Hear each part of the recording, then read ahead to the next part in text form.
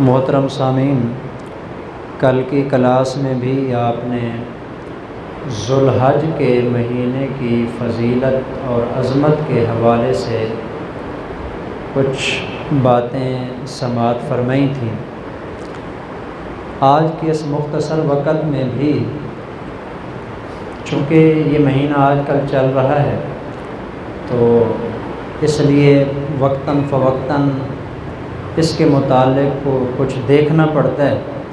تو میں آج ایک حدیث کی کتاب دیکھ رہا تھا، اس کے اندر مجھے ایک حدیث ملی ہے جس میں رسول اللہ صلی اللہ علیہ وسلم نے اس مہینے کے پہلے 10 دنوں کی فضیلت بیان فرمانے کے بعد 3 کاموں کے کرنے کا حکم دیا ہے۔ آج وہ 3 کام میں آپ کے سامنے ذکر کروں گا۔ اس سے پہلے بھی اس کی فضیلت ہے، اس کے بعد بھی چند الفاظ حدیث پاک کے ہیں، وہ بھی انشاءاللہ میں آپ کو سمجھاؤں گا۔ سب سے پہلی بات جو اس میں بیان کی گئی ہے، ما من ایام افضل عند اللہ وللعمل فیہن احب الی اللہ من ہذہ الایام۔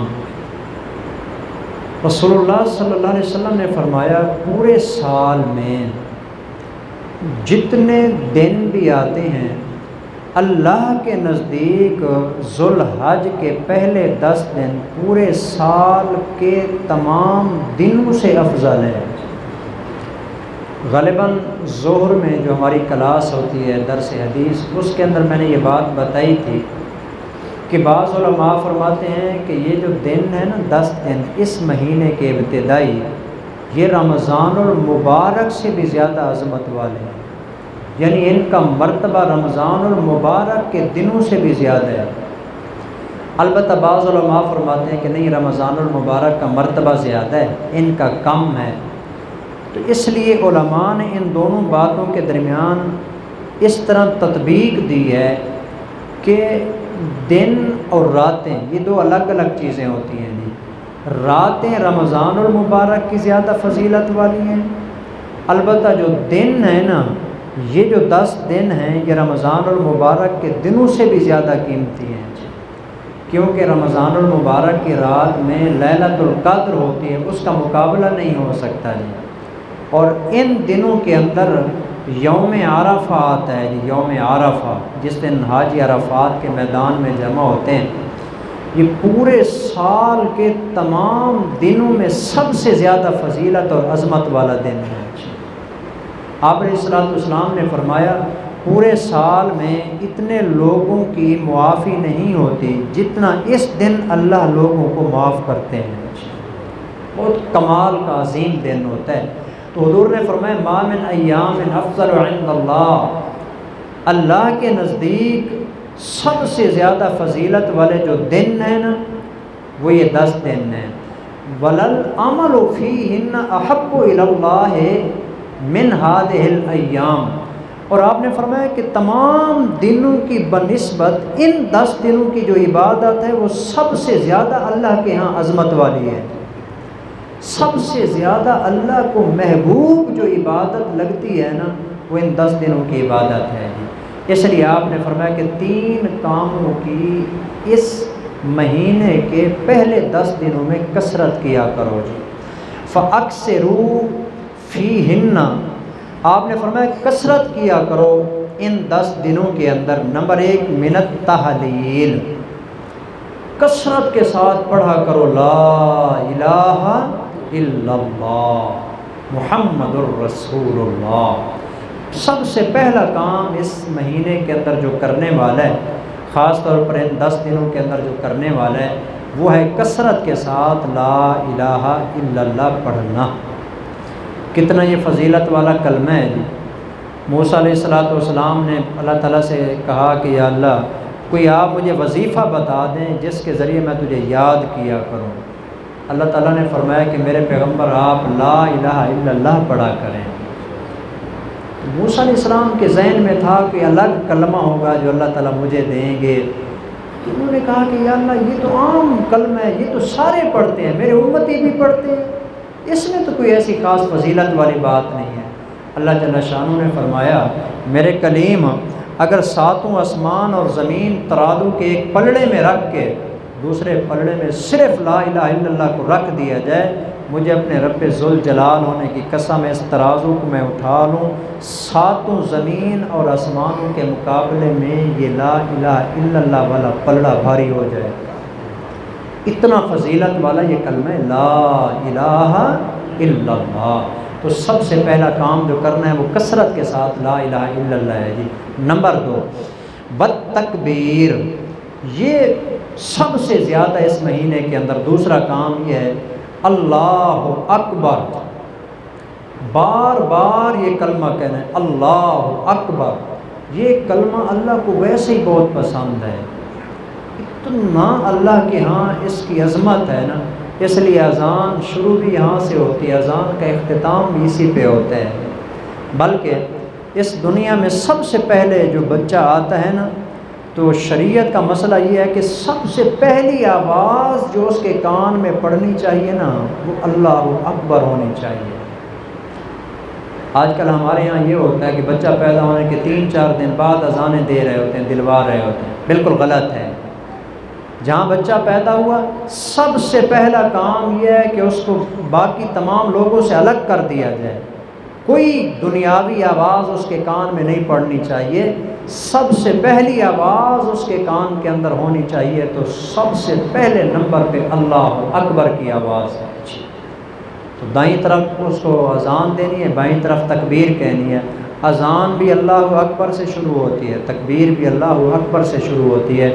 ابھی اس مہینے کے اندر قربانیاں ہوں گی جی، ہر قربانی کے اوپر پڑھا جائے گا بسم اللہ اللہ اکبر، سیڑھیوں کے اوپر چڑھنا ہے اللہ اکبر، ہر نماز کے اندر آغاز ہوتا ہے اللہ اکبر، رکوع میں جانا ہے اللہ اکبر، سجدے میں جانا ہے اللہ اکبر، سجدے سے اٹھنا ہے اللہ اکبر، پھر سجدے میں جانا ہے اللہ اکبر، دوسری رکعت میں کھڑا ہونا ہے اللہ اکبر، 2 رکعتیں ہو گئیں، کھڑا ہونا ہے تیسری رکعت میں اللہ اکبر، 4 رکعتیں مکمل ہو گئیں، سلام پھیرنا ہے، سلام پھیرنے کے بعد سب سے پہلے اللہ اکبر، یہ اللہ کو بہت پسند ہے، تو اس لیے دوسرا کلمہ اس کے اندر اللہ اکبر ہے۔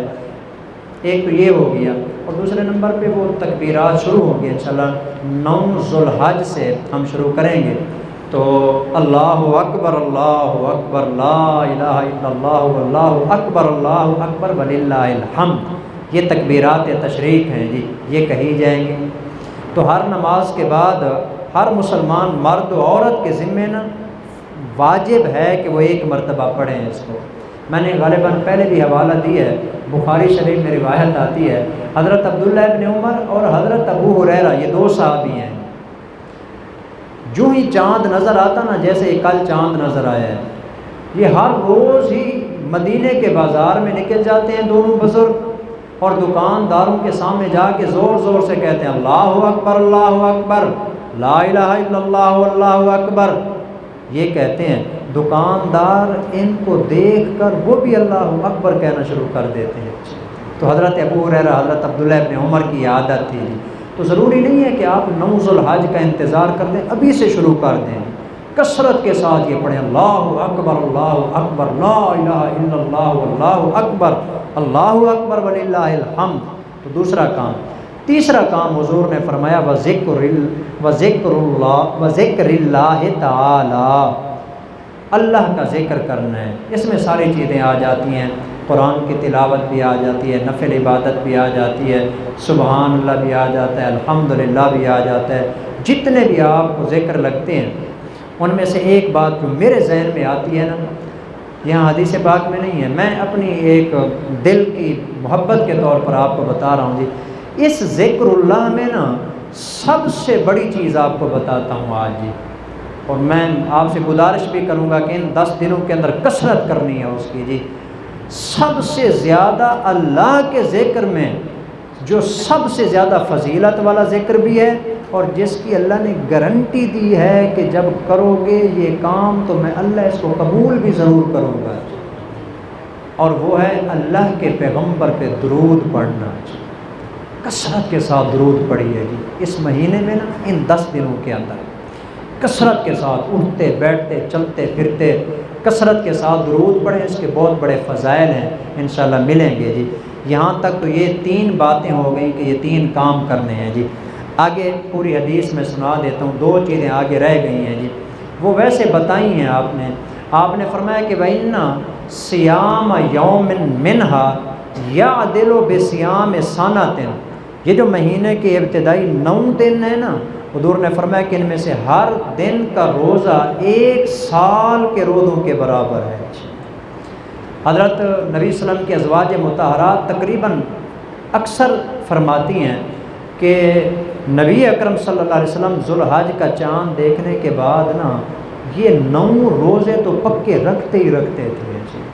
تو آپ علیہ السلام کی عادت مبارکہ تھی، تو اگر سارے نہیں رکھ سکتے تو 1-2 بار کوشش کرنے چاہیے اس کے اندر نا روزے بندہ رکھے جی۔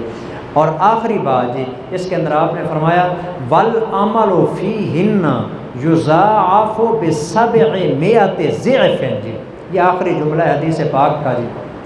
حضور نے فرمایا کہ اس مہینے کی ابتدائی جو 10 دن ہیں، اس میں جو عمل کیا جاتا ہے نا، اللہ اس عمل کا درجہ 700 گنا مزید بڑھا دیتا ہے۔ یعنی عام طور پر بندے نے ایک دفعہ کا سبحان اللہ 1 دفعہ لکھا جائے گا، یا 10 دفعہ جو ہے نا لکھا جائے گا، جیسے عام اصول ہے جی، 1 نیکی 10 نیکیوں کے برابر ہوتی ہے، لیکن ان 10 دنوں کے اندر 1 نیکی کا درجہ 700 کے برابر ہو جاتا ہے۔ یعنی 1 مرتبہ سبحان اللہ کا نامہ اعمال میں لکھا جائے گا کہ اس نے 700 مرتبہ سبحان اللہ کہا ہے۔ 1 مرتبہ درود پڑھا 700 مرتبہ درود پڑھنے کے برابر ہوگا۔ 2 نفل نماز 2 رکعت پڑھی ہے تو اسی طرح یہ مزید بڑھ جائے گی۔ تو جتنے بھی اعمال ہیں ان دنوں کے اندر ان کی عظمت مزید بڑھ جاتی ہے۔ یہ حدیث چونکہ مجھے بہت پسند آئی اس لیے میں نے آپ تک بھی یہ پیغام پہنچا دیا جی۔ 3 کام تو یہ کرنے ہیں، لا الہ الا اللہ، اللہ اکبر، اور ذکر سبحان اللہ، الحمدللہ، اللہ اکبر، صلی اللہ علیہ وسلم، اور روزوں کا اہتمام ہو سکے تو وہ کر لیا جائے۔ البتہ باقی تمام جتنے بھی اعمال ہیں ان کا درجہ 700 گنا مزید بڑھا دیا جاتا ہے۔ اس لیے اس کے اندر صدقے کی بھی کثرت کرنی چاہیے کہ 1 روپیہ خرچ کرنے پر اللہ 700 روپے خرچ کرنے کا اجر عطا فرمائیں گے، تو ہر چیز کا ثواب مزید بڑھ جاتا ہے۔ تو یہ چند ایک کام ہیں جو اس مہینے کے ابتدائی 10 دنوں کے اندر کرنے ہیں۔ اللہ ہم سب کو یہ کام کرنے کی توفیق عطا فرمائے۔ وما علینا الا البلاغ المبین۔